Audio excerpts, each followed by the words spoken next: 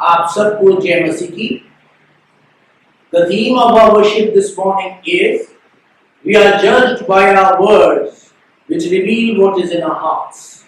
सही बात है, हम अपने शब्दों से पहचाने जाते हैं क्योंकि जो हमारे शब्द होते हैं वो हमें बताते हैं कि हमारे दिल के अंदर क्या है।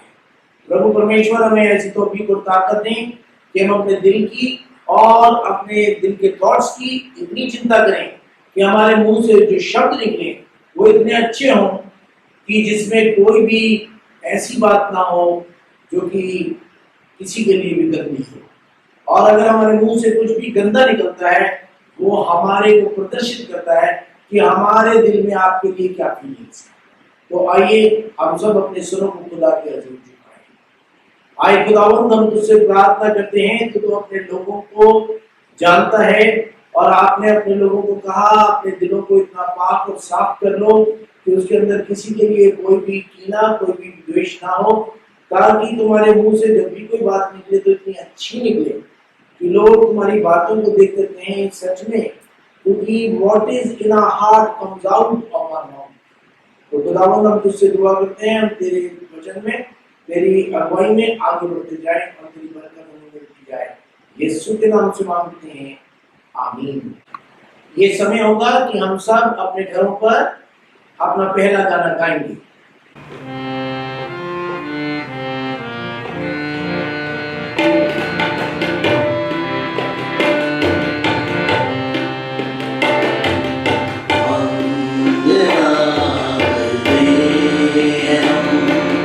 वंदना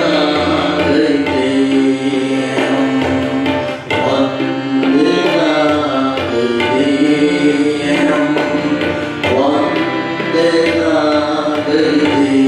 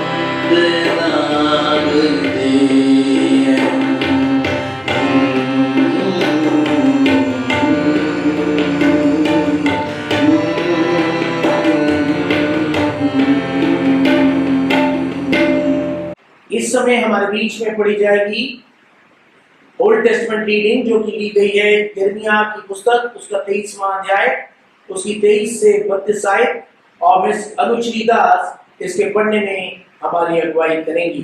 पुराने नियम का पाठ यिर्मयाह की पुस्तक 23वां अध्याय 23 से 32 पद तक। यिर्मयाह की किताब 23वां अध्याय 23 से 32 पद तक। यहोवा की यह वाणी है, क्या मैं ऐसा परमेश्वर हूँ जो दूर नहीं निकट ही रहता हूँ। फिर यहोवा की यह वाणी है, क्या कोई ऐसे गुप्त स्थानों में छिप सकता है कि मैं उसे न देख सकूं। क्या स्वर्ग और पृथ्वी दोनों मुझसे परिपूर्ण नहीं है। मैंने इन भविष्यद्वक्ताओं की बातें भी सुनी है, जो मेरे नाम से यह कह कहकर झूठी भविष्यवाणी करते हैं, मैंने स्वप्न देखा है। स्वप्न जो भविष्यद्वक्ता झूठ मूठ भविष्यवाणी करते और अपने मन ही के छल के भविष्यद्वक्ता हैं, यह बात कब तक उनके मन में समाई रहेगी।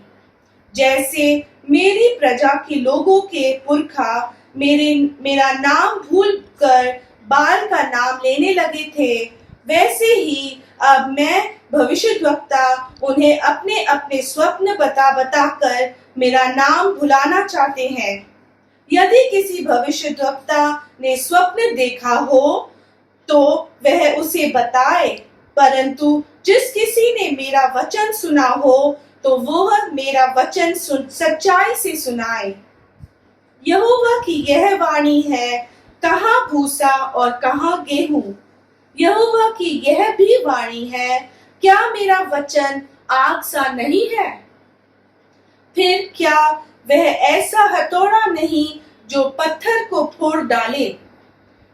यहोवा की यह वाणी है, देखो जो भविष्यद्वक्ता मेरे वचन दूसरों से चुरा चुरा कर बोलते हैं, मैं उनके विरुद्ध हूँ। फिर यहोवा की यह भी वाणी है कि जो भविष्यद्वक्ता उसकी यह वाणी है, ऐसी झूठी वाणी कहकर अपनी अपनी जीभ हिलाते हैं, मैं उनके भी विरुद्ध हूँ। यहोवा की यह भी वाणी है कि जो बिना मेरे भेजे या बिना मेरी आज्ञा पाए स्वप्न देखने का झूठा दावा करके भविष्यवाणी करते हैं और उसका वर्णन करके मेरी प्रजा को झूठे घमंड में आकर भरमाते हैं, उनके भी मैं विरुद्ध हूँ और उनसे मेरी प्रजा के लोगों का कुछ लाभ न होगा। ये परमेश्वर का वचन है। परमेश्वर का धन्यवाद हो।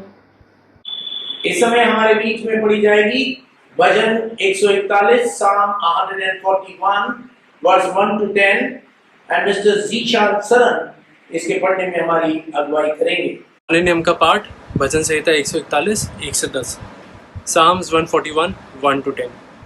हे यहोवा, मैंने तुझे पुकारा है, मेरे लिए फुर्ती कर। जब मैं तुझको पुकारूं तब मेरी ओर कान लगा। मेरी प्रार्थना तेरे सामने सुगंधित धूप और मेरा हाथ फैलाना शाम की अन्न बलि ठहरे। हे यहोवा, मेरे मुंह पर पैरा बैठा, मेरे होठों के द्वार की रखवाली कर। मेरा मन किसी बुरी बात की ओर फिरने न दे। मैं अनर्थकारी पुरुषों के संग बुरे कामों में ना लगूं और मैं उनके स्वादिष्ट भोजन वस्तुओं में से कुछ न खाऊं। धर्मी मुझको मारे तो ये कृपा मानी जाएगी, और वो मुझे ताड़ना दे तो यह मेरे सिर पर का तेल ठहरेगा। मेरा सिर उससे इनकार ना करेगा। लोगों के बुरे काम करने पर भी मैं प्रार्थना में लवरीन रहूँगा। जब उनके न्यायी चट्टान के पास गिराए गए तब उन्होंने मेरे वचन सुन लिए, क्योंकि वे मधुर हैं। जैसे भूमि में हल चलने से ढेले फूटते हैं, वैसे ही हमारी हड्डियाँ अधोलोक के मुंह पर छितराई हुई हैं। परंतु हे यहोवा प्रभु, मेरी आंखें तेरी ही ओर लगी हैं। मैं तेरा शरणागत हूँ, तू मेरे प्राण को जाने न दे। मुझे उस फंदे से जो उन्होंने मेरे लिए लगाया है और अनर्थकारियों के जाल से मेरी रक्षा कर। बुरे लोग अपने जालों में आप ही फंसे और मैं बच निकलूं। यह परमेश्वर का वचन। इस समय हमारे सामने पढ़ी जाएगी याकूब की पत्री, उसका 3रा अध्याय, उसकी 1 से 12 आयत, the letter of James, chapter 3, verse 1 to 12, and Mr. Aaron Simon will lead us in the reading of the text. The epistle reading is taken from James chapter 3, verse 1 to 12. James chapter 3, verse 1 to 12. Not many of you should become teachers, my brothers, for you know that we who teach will be judged with greater strictness. For we all stumble in many ways. And if anyone does not stumble in what he says, he is a perfect man, able also to bridle his whole body. If we put bits into the mouths of horses so that they obey us, we guide their whole bodies as well. Look at the ships also. Though they are so large and are driven by strong winds, they are guided by a very small rudder wherever the will of the pilot directs. So also the tongue is a small member, yet it boasts of great things. How great a forest is set ablaze by such a small fire! And the tongue is a fire, a world of unrighteousness. The tongue is set among our members, staining the whole body, setting on fire the entire course of life, and set on fire by hell. For every kind of beast and bird, of reptile and sea creature can be tamed and has been tamed by mankind, but no human being can tame the tongue. It is a restless evil, full of deadly poison. With it, we bless our Lord and Father, and with it, we curse people who are made in the likeness of God. From the same mouth come blessings and cursings. My brothers, these things ought not to be so. Does a spring pour forth from the same opening both fresh and salt water? Can a fig tree, my brothers, bear olives, or a grapevine produce figs? Neither can a salt pond yield fresh water. This is the word of the Lord. The Holy Gospel is found written in the Gospel according to St. Matthew, chapter 12, verse 22 to 37, and Mr. Arun Das will lead us in the reading of the text. इंजील मुकद्दस मुकद्दस मत्ती की इंजील उसका 12वां बाब 22 से लेके यूं शुरू होती है। तब लोग एक अंधे गूंगे को जिसमें दुष्ट आत्मा थी उसके पास लाए और उसने उसे अच्छा किया और वह बोलने और देखने लगा। इस पर सब लोग चकित होकर कहने लगे, ये क्या दाऊद की संतान है? परंतु फरीसियों ने यह सुनकर कहा, ये तो दुष्ट आत्माओं के सरदार बालजूबल की सहायता के बिना दुष्ट आत्मा को नहीं निकालता। उसने उनके मन की बात जानकर उनसे कहा, जिस किसी राज्य में फूट होती है वह उजड़ जाता है, और कोई नगर या घराना जिसमें फूट होती है बना ना रहेगा। और यदि शैतान ही शैतान को निकाले तो वह अपना ही विरोधी हो गया है, फिर उसका राज्य कैसे बना रहेगा? भला यदि मैं शैतान की सहायता से दुष्ट आत्मा को निकालता हूँ तो तुम्हारे वंश किसकी सहायता से निकालते हैं? इसलिए वह कि तुम्हारे न्याय करेंगे।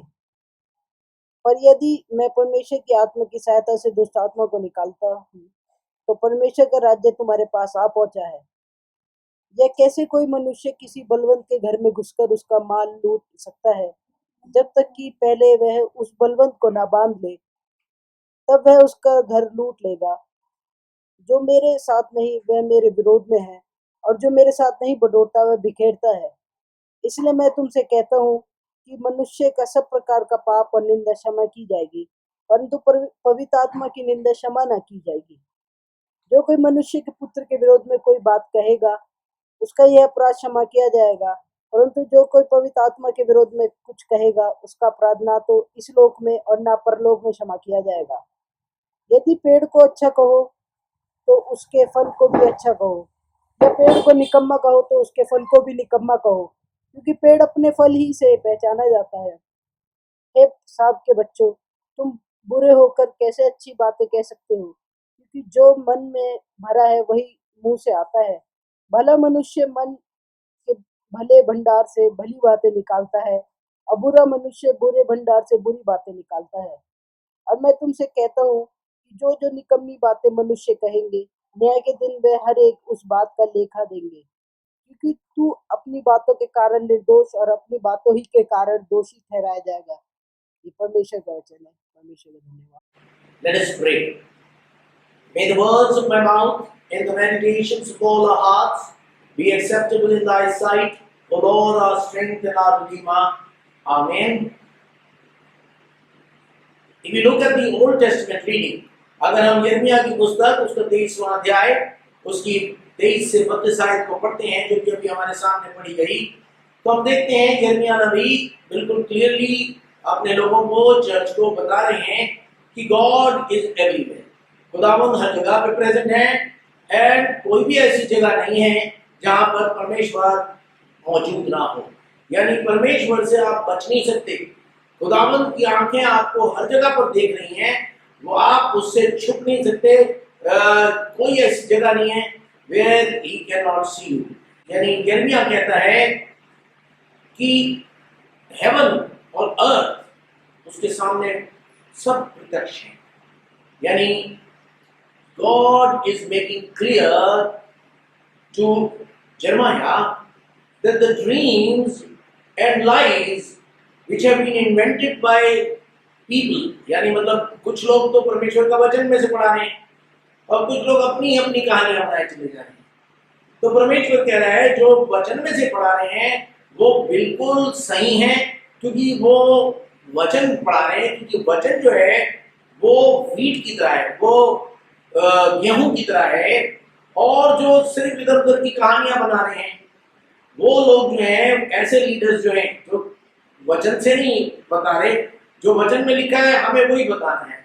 वचन में ऐसा लिखा है, वचन में ऐसा लिखा है, मगर कई लोग अपनी भी कहानियां बनाने लगते हैं, अपने अपने रूल्स बनाने लगते हैं, अपनी कहानी अपनी।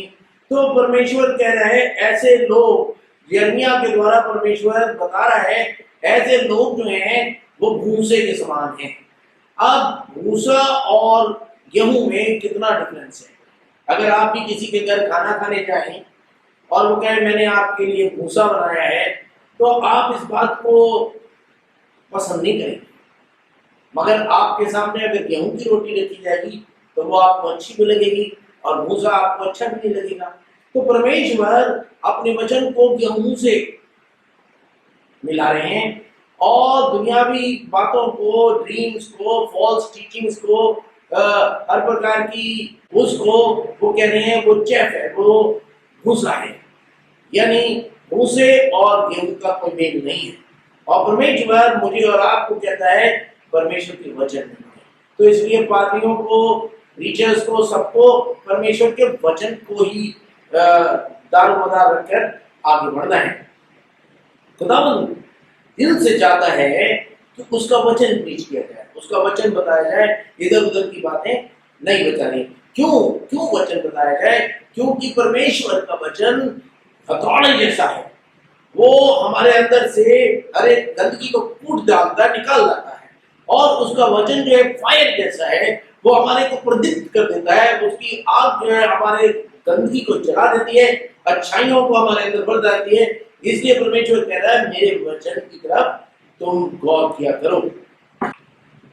तो हम देखते हैं परमेश्वर अपने वचन के द्वारा, अपने दास यिर्मयाह के द्वारा अपने वचन को लोगों तक पहुंचा रहा है। वो कह रहे हैं कि तुम मेरे वचन को सीखा करो, क्योंकि जब मेरा वचन जो है वो रोशनी है, वो आग है और हैमर की तरह है, वो बड़ी बड़ी ताकतवर रॉक्स को भी तोड़ डालता है।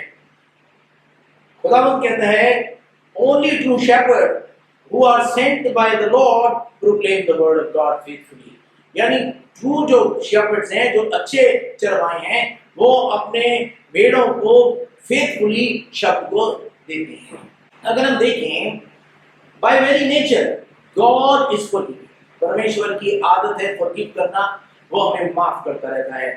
अगर हम ओल्ड टेस्टमेंट में अनेकों जिक्र पाए जाते हैं जहां पर उसने लोगों के गुनाहों को माफ किया। दाऊद उनके गुनाहों को माफ किया। 86 Psalm 86 वर्स 5 में यूं लिखा है, David declared, For thou Lord our God, you are ready to forgive and abundant in loving kindness to all who call upon thee. परमेश्वर का वचन भजन 103 वर्ष 3 में यूं लिखता है, वही तो तेरे सब अधर्म को क्षमा करता है और तेरे सारे रोगों को चंगा करता है। परमेश्वर मुझे और आपको चंगाई देने आया है, वो हमें बरकत देने आया है। दानियल की पुस्तक उसका 9 अध्याय और उसकी 9वीं आयत में यूं लिखा है, खुदावंद के पास क्या है? कंपैशन एंड फॉरगिवनेस है। परमेश्वर के अंदर कंपैशन एंड फॉरगिवनेस है और हमारे अंदर भी कंपैशन होना चाहिए, फॉरगिवनेस होनी चाहिए। निर्गमन की पुस्तक उसका 34वां अध्याय उसकी 6 से 7 आयत में यूं लिखा है, यहोवा ने मूसा को अपने बारे में कुछ बताया। जब मूसा उससे बात कर रहा था तो उसने कुछ बताया कि ईश्वर दयालु और अनुग्रहकारी है, क्रोध करने में वो धीरजमंद है और अति करुणामय है। यानी परमेश्वर अपने बारे में मूसा को बता रहे हैं कि मैं गुस्सा करने में धीरजमंद हूँ और करुणा करने में तेज हूँ। मैं हजारों पीढ़ियों तक निरंतर करुणा करने वाला परमेश्वर हूँ। हम परमेश्वर को एक बारे में जानते हैं कि वो कितना करुणामय है और वो अपने लोगों को चाहता है कि हम उससे कुछ सीखें। प्रॉफिट मीका लिखते हैं उसके 7वें अध्याय मीका 7 और उसके 18 और 19 आयत में, तेरे समान ऐसा परमेश्वर कहाँ है जो अधर्म को क्षमा करे और अपने निज बाप के बचे हुओं के अपराध को ढांप दे। यानी वो हमारे अपराधों को ढांपने आया, माफ करने आया। वो अपने क्रोध को सदा बनाए नहीं रहता, क्योंकि वो करुणा से प्रीति रखता है। वो फिर हम पर दया करेगा और हमारे अधर्म के कामों को लताड़ डालेगा, तो उन सब पापों को गहरे समुद्र में डाल देगा। हम देखते हैं old testament is full of forgiveness of God. अगर हम पहला यूहन्ना उसकी पहली अध्याय और उसकी 9वीं आयत और दूसरा अध्याय और उसकी 12वीं आयत को पढ़ते हैं तो वहां क्या लिखा है, यदि हम अपने पापों को मान लें तो वे हमारे पापों को क्षमा करने और हमें सब अधर्म से शुद्ध करने में विश्वास योग्य और धर्मी है। हमको अपने पापों को मान लेना है और खुदावंद हमारे अधर्म को दूर करने में विश्वास योग्य और धर्मी है। सबसे ज्यादा worst conceivable sin would be to kill the Son of God, Jesus Christ the righteous. लोगों ने यीशु को, जो कि परमेश्वर का पुत्र था, उसको क्रूस पर चढ़वा दिया, उसको मार दिया। इससे वर्स्ट क्या सिन हो सकता था? कोई और सिन हो ही नहीं सकता था। मगर इतना हीनियस, इतना विशियस, इतना विकेट क्राइम भी खुदावंद ने माफ कर दिया। और उसने क्या कहा जब वो क्रूस पर लटका हुआ था? उसने कहा, आए खुदा इन्हें माफ कर, क्योंकि नहीं जानते कि क्या करते हैं। आपको खुदावंद ने दिखा दिया कि उसका दिल कितना बड़ा है। परमेश्वर मुझे और आपको माफ करने आया है और प्रभु कहता है एक दूसरे को माफ करो, जो अपनी गलती माने उसको माफ करो। अगर हम आज के जो हमारा गॉस्पेल रीडिंग पढ़ेगी मत्ती की पुस्तक उसका 12वां अध्याय उसकी 22वीं आयत पढ़ें तो वहां हम देखते हैं यीशु के सामने एक बंदे को लाया गया जो कि बीमार था। उसके ऊपर मल्टीपल प्रॉब्लम्स थी। क्या क्या प्रॉब्लम थी? पहले तो वो डीमन पोसेस था, उसके ऊपर भूत चढ़ा हुआ था। दूसरा वो अंधा था। वो तीसरा वो गूंगा भी था और वो पॉसिबली सुन भी नहीं सकता था, क्योंकि गूंगे और बहरे एक साथ साथ ये प्रॉब्लम्स चलती है। हम देखते हैं जीसस ने उस बंदे को जो उसके सामने लाया गया उसको हर एक प्रॉब्लम से हील कर दिया। ये हीलिंग जो है वो 2 पॉइंट्स को प्रूव करती है कि जीसस के अंदर प्रभुता है। किन किन चीजों की?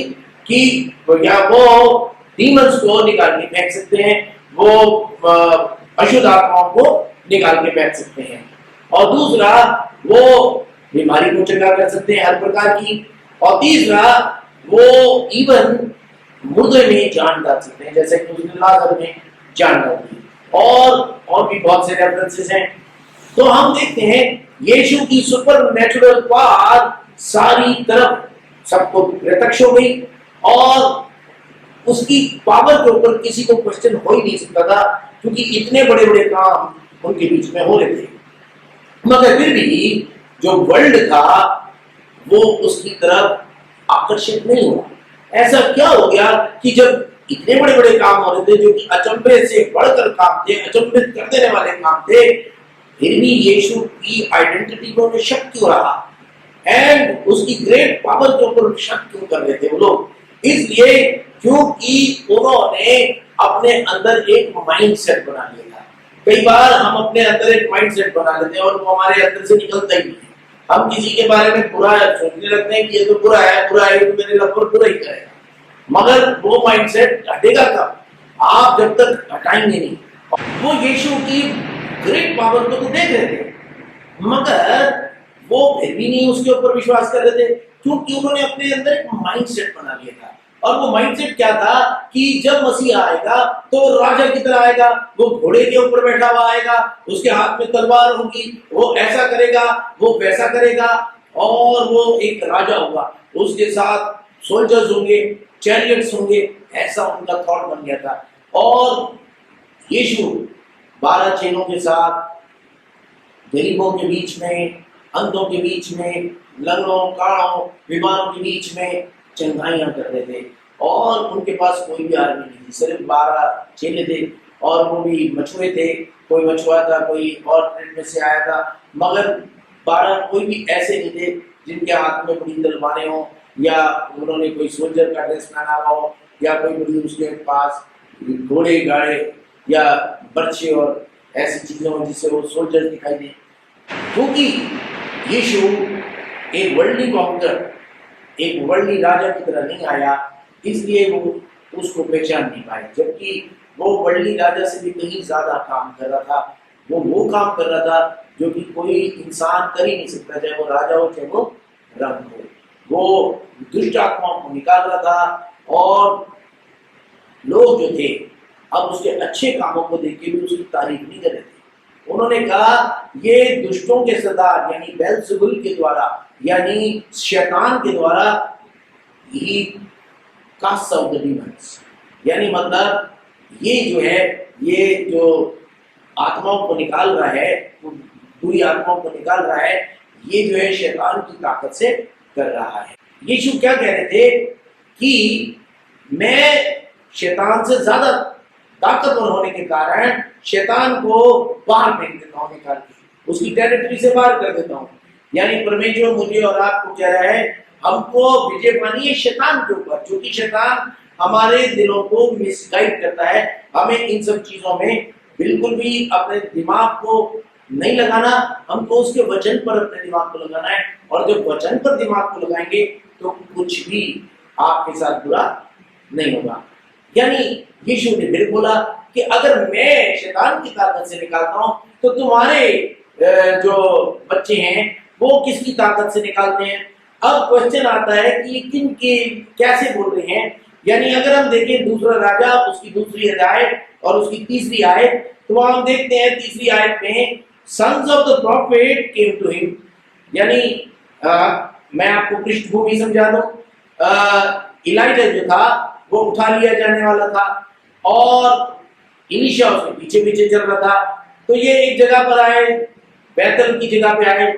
तो बैतल के जो सन्स ऑफ द प्रॉफिट्स थे, यानी सन्स ऑफ द प्रॉफिट जो है, ये एपिथेट है। इसका मतलब क्या है कि जो भी उस्ताद के चेले होते थे उनको सन्स ऑफ प्रॉफिट कहा जाता था।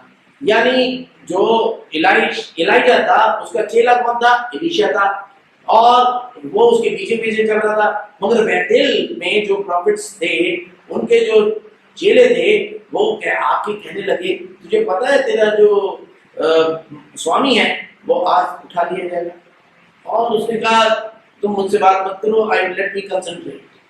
यानी मतलब परमेश्वर कह रहा है मेरे वचन पर, मेरे लोगों पर, जो मेरे प्रभु का पद दिखाते हैं उस पर कंसंट्रेट करें और किसी चीज की चिंता ना करें। और तब परमेश्वर की शांति जो समझ से बिल्कुल परे है वो तुम्हारे विचारों को मसीह यीशु में सुरक्षित रखेगी। इस समय हमारे सामने पढ़ी जाएगी प्रेरितों की पुस्तक, उसका 19वां अध्याय और उसकी 11 आयत से और उसकी 20 आयत तक, और मिस तृप्ता इसके पढ़ने में हमारी अगुवाई करेंगी। प्रेरितों के काम अध्याय 19 उसका 11 से 20 आयत तक। प्रेरितों के काम अध्याय 19 उसका 11 से 20 आयत तक। परमेश्वर पौलुस के हाथों से सामर्थ्य के अनोखे काम दिखाता था, यहाँ तक कि रुमाल और अंगोछे उसकी देह से स्पर्श करा कर बीमारों पर डालते थे और उनकी बीमारियां जाती रहती थी। दुष्ट आत्माएं उनमें से निकल जाया करती थी, परंतु कुछ यहूदी जो झाड़ा फूकी करते थे फिरते थे, यह करने लगे कि जिनमें दुष्ट आत्मा हो उन पर प्रभु यीशु का नाम यह कहकर फूके, जिस यीशु का प्रचार पौलुस करता है, मैं तुम्हें उसी की शपथ देता हूँ। और स्क्रा नाम एक यहूदी प्रधान याजक के 7 पुत्र थे जो ऐसा ही करते थे। पर दुष्ट आत्मा ने उनको उत्तर दिया, यीशु को मैं जानती हूँ, पौलुस को भी मैं पहचानती हूँ, परंतु तुम कौन हो?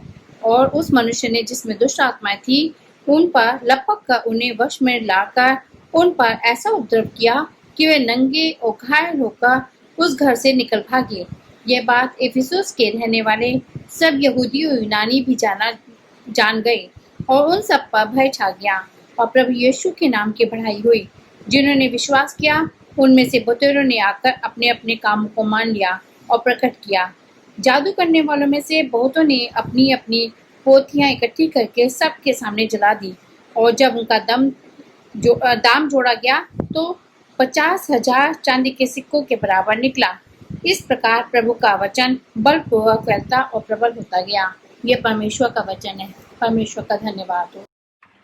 अभी जो हमारे सामने रीडिंग पढ़ी गई उसके अंदर हम देखते हैं कि बड़े बड़े काम हो रहे थे, अचंभे के काम हो रहे थे और परमेश्वर बड़े बड़े काम कर रहा था और परमेश्वर के कामों के द्वारा हीलिंग हो रही थी, चंगाइयां हो रही थी। तो एक हाई प्रीस्ट थे, उनका नाम था स्कीवा। अब स्कीवा के पास 7 लड़के थे और ये 7 दुष्ट आत्माओं को निकालने की एक्सरसाइज में लगे थे। तो इन्होंने देखा कि पौलुस के काम इतने ज्यादा हो रहे हैं, तो उन्होंने कहा, दुष्ट आत्माओं को कहा कि पौलुस जिस यीशु को प्रीच करता है उसके नाम में आए दुष्ट आत्माओं तुम निकल के चली जाओ। अब दुष्ट आत्माएं बोल जो थी, दुष्ट आत्मा ग्रस्त जो आदमी था वो बोला, पौलुस को मैं जानता हूं, यीशु को भी मैं जानता हूं, मगर तू कौन जो मुझे ऑर्डर दे रहा है? और तब वहां लिखा है कि उस आदमी ने उसके ऊपर ऐसा अटैक किया कि वो गंगा भागा और उसको बुरी तरह से आत्मा प्रहार किया। परमेश्वर क्या कह रहा है? अगर आपके पास परमेश्वर का वचन नहीं है, परमेश्वर की आत्मा की ताकत नहीं है, और अगर आप पवित्र आत्मा की ताकत आपके अंदर नहीं है और आप किसी दुष्ट आत्मा को निकाल के बाहर फेंक रहे हैं, तो वो दुष्ट आत्मा अटैक कर देती है। हम देखते हैं यीशु ने जिस भी दुष्ट आत्मा को निकाला वो कभी अटैक ही नहीं कर पाई, सीधी बात है। इससे ये पता चलता है कि यीशु कितने ताकतवर थे। यहाँ वो 7 लोगों को एक आदमी ने इतनी बुरी तरह से सबके सामने पीट दिया, खत्म कर दिया, नंगा कर दिया, क्यों? क्योंकि उनके पास पावर नहीं थी। और यीशु सही कह रहे थे कि मेरे अंदर ताकत है, पावर है, इसलिए मैं पवित्र आत्मा की सहायता से दुष्ट आत्मा को निकाल देता हूँ। तो परमेश्वर मुझे और आपको कहता है हम पवित्र होते जाएं, उसके वचन में बढ़ते जाएं और उसकी आत्मा हमारी अगुवाई करे। हम देखते हैं लोग जो थे वो यीशु को रिजेक्ट कर रहे थे क्योंकि उन्होंने अपने प्री कंसीव्ड आइडियाज बना लिए थे। उनको यीशु के अथॉरिटी पे कोई प्रॉब्लम नहीं थी, मगर उनको प्रॉब्लम ये थी कि परमेश्वर जो है वो वैसा होना चाहिए जैसा हम चाहते हैं, और हमने अपना फिगर बना लिए कि वो राजा होगा, वो घोड़े पे आएगा, वो ऐसा होगा, तो हम वैसा ही राजा चाहते हैं। इसलिए उन्होंने उसकी सच्ची पवित्रता को देखते हुए भी उसको रिजेक्ट कर दिया। मगर यीशु कहते हैं मेरे को रिजेक्ट कर दोगे तो मैं तुम्हें माफ कर दूंगा, मगर अगर कोई भी पवित्र आत्मा के खिलाफ बोलेगा उसको मैं कभी माफ नहीं किया जाएगा। पवित्र आत्मा से मतलब क्या है?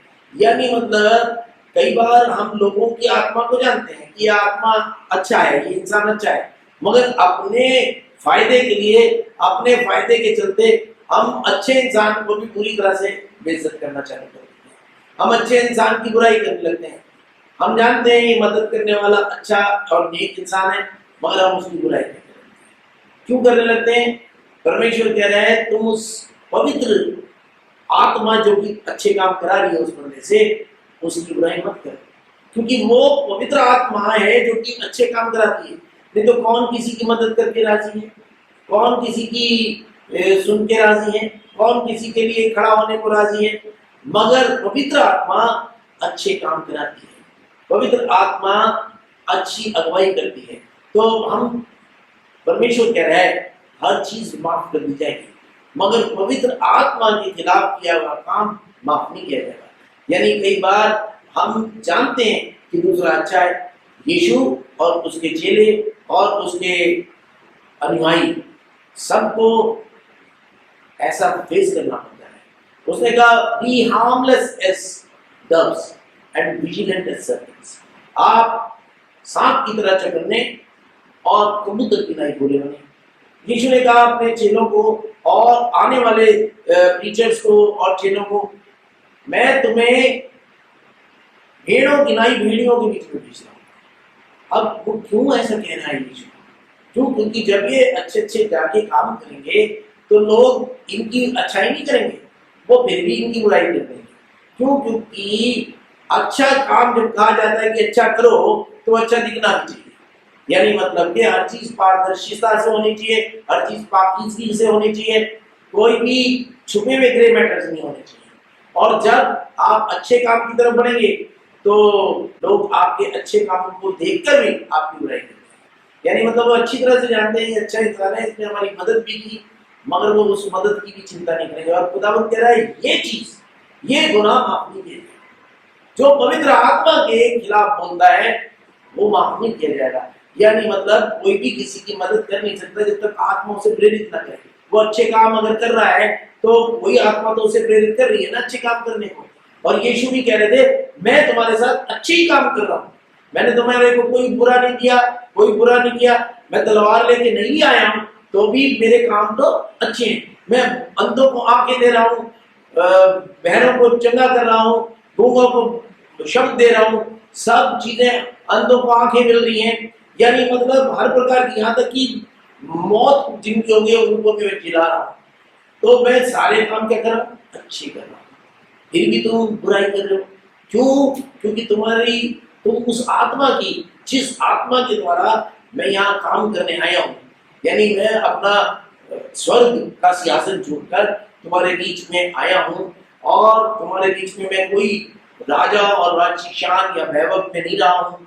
मैं फिर भी बीमारों को चंगा कर रहा हूँ, लोगों को उनके गुनाहों की माफी दे रहा हूँ, मगर तुम उस आत्मा की अगर बुराई कर रहे हो वो माफ नहीं। यानी मतलब कि परमेश्वर मुझे और आपसे, कलीसिया से ये कह रहा है कि आपको आत्मा की बुराई नहीं करनी। वो कह रहा है ना तो इस जहान में ना उस जहान में जो आत्मा की बुराई करेगा वो कभी भी माफ नहीं किया जाएगा। तो परमेश्वर कह रहा है अपनी आत्मा को अच्छा रखें, अपनी आत्मा को भला करें और प्रभु की बरकत पाएं। याकूब की पत्री उसका 3 अध्याय और उसकी पहली 12 आयतें जुबान के बारे में बोल रही है कि तुम्हारी जुबान बहुत ही अच्छी होनी चाहिए, क्योंकि वही परमेश्वर का वचन भी बोल रहा है कि तुम्हारी जो है, जो तुम्हारे मन में है वही तुम्हारी जुबान पे आता है। तो आप इंसान को कैसे जानते हो? जो उसकी जुबान पे आता है वही उसके मन में, that is what he is. यानी हमारे मुंह से किसी के लिए बुरा नहीं निकलना चाहिए। परमेश्वर कह रहा है अगर तुम अच्छी जुबान रखते हो तो तुम्हें बरकत ही बरकत मिलती है, और आपकी जीभ के हाथ में आपकी बरकत है, आपकी जीभ के हाथ में आपकी प्रॉब्लम्स हैं। तो परमेश्वर हमें ऐसी तौफीक और ताकत दे कि हम जीभ का सही इस्तेमाल करें, हम किसी का भी बुरा ना करें, दिल से किसी के भी बुरा ना करें। और खुदावंद हमें तौफीक और ताकत देता है कि तब हमारे जुबान से किसी की भी बुरा निकलेगा, हम किसी की बुराई करेंगे। खुदावंद हमें तौफीक और ताकत दे कि हम किसी का बुरा ना करें, षड्यंत्र ना माने, क्योंकि खुदावंद कहता है जिस नाप से तुम नापोगे उसी से तुम्हारे लिए भी नापा जाएगा। यानी मतलब खुदावंद का नए नियम में बिल्कुल क्लियर शब्द है, with what measure you will measure that will be measured unto you. यानी मतलब कि आप दूसरे का भला करने की सोचें, किसी का भी बुरा ना करें, और तब प्रभु की शांति जो समझ से बिल्कुल बाहर है वो आपकी हृदयों और विचारों को मसीह यीशु में सुरक्षित रखेगी। तो आज हम सबको देखना है, हमें अपने अंदर परमेश्वर के वचन को पढ़ने का एक जिज्ञासा डाल लेनी है और उसके मुताबिक अपने आप को उद्दीप्त कर लेना है और उसके मुताबिक फल भी लाना है। और तब परमेश्वर की शांति जो समझ से बिल्कुल बाहर है वो हमारे दिलों और ख्यालों को मसीह यीशु में सुरक्षित रखेगी। आइए हम प्रार्थना करें। आइए खुदावंद, हम तेरा धन्यवाद देते हैं कि तूने अपने वचन के द्वारा बता दिया है कि तेरा वचन गेहूं की तरह है और इधर उधर की बातें जो हैं वो भूसे की तरह है। हम सही चीज का चुनाव करें, तेरे वचन में गहराई से बढ़ें और खुदावंद तू ही हमें बढ़ा और बरकत दे। यीशु अपने प्रेम में इस कलीसिया को बनाए रखें और अपनी अगुवाई में रखें। यीशु मसीह के वसीले से मांगते हैं, आमीन। 21 जून 2020 को हमारी एक पास्टरेट कमेटी की मीटिंग हुई थी और उसमें ये डिसीजन लिया गया है कि आप अपने जो भी हदिये हैं वो जो गाना है इसके दौरान कलेक्ट कर लें और उन हदियों को, अपनी डोनेशंस को और अपनी सेल्फ डिनाइल ऑफरिंग्स को या जो भी आप प्रभु के घर में देना चाहते हैं उनको आप जो है चेक के माध्यम से या ऑनलाइन ट्रांसफर के माध्यम से आप जो है चर्च के अकाउंट में डाल सकते हैं। और आपसे एक गुजारिश है कि आप हमें उस ट्रांजैक्शन के बारे में सूचित जरूर करें ताकि हम उसकी रसीद आपको दे सकें। प्रभु आपके साथ हो। इस समय हम हदिये के लिए सब खड़े होकर गाना गाएंगे।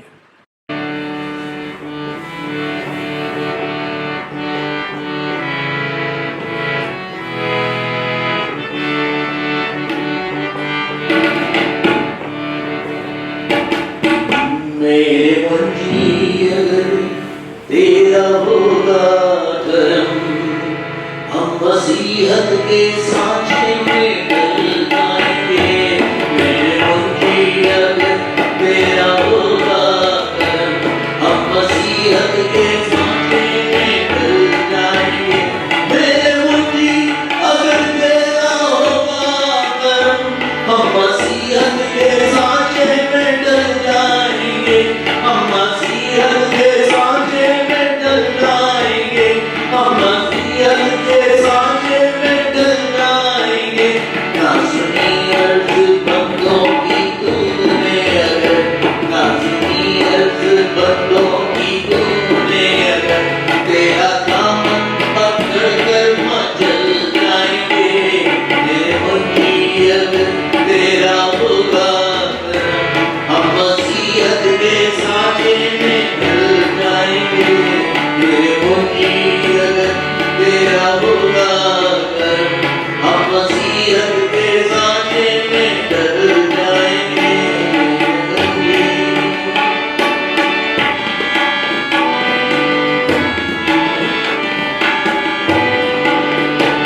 मेरे मुंशी मुझे जलवा दिखलाइए, मेरी हालत पे कुछ रहम फरमाइए। मेरी हालत पे कुछ रहम फरमाइए। मेरी हालत पे कुछ रहम फरमाइए। मेरे मुंशी मुझे जलवा दिखलाइए, मेरी हालत पे कुछ रहम फरमाइए। मेरी हालत पे कुछ रहम फरमाइए। दिल में एक बार तशरीफ ले आइए, दिल में एक बार तशरीफ ले आइए। मेरे अरमान दिल के निकल जाएंगे। दिल में एक बार तशरीफ ले आइए। मेरे अरमान दिल के निकल जाएंगे। मेरे मुंशी अगर तेरा होगा हम मसीहत के सांचे में ढल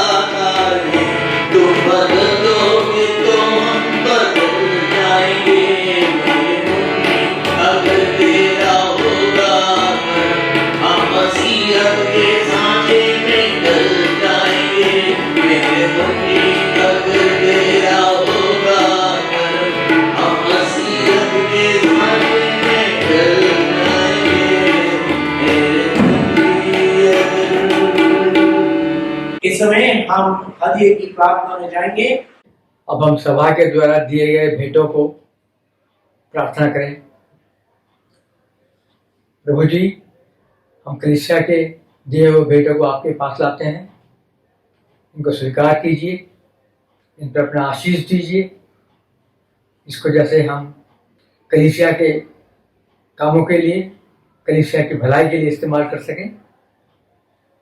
जिन भंडारों से ये आया है उन पर आपका आशीष बना रहे, वो भंडार हमें से भरा रहे।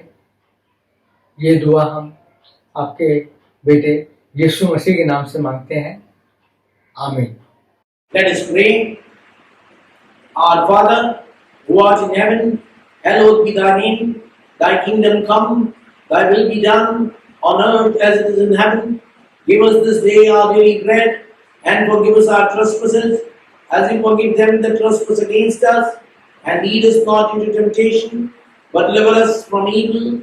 For thine is the kingdom, the power, and the glory, forever and ever. Amen. And now the grace of our Lord Jesus Christ, and the love of God, and the fellowship of the Holy Spirit be amongst us and remain with us always. Amen. Unto God's gracious protection do I commit you. May the Lord cause His face to shine upon you, be gracious to you, give you His grace to follow Him. Amen. And the blessing of God Almighty, the Father, the Son, and the Holy Spirit be amongst us and remain with us always. Amen. आप सबको जय मसीह की।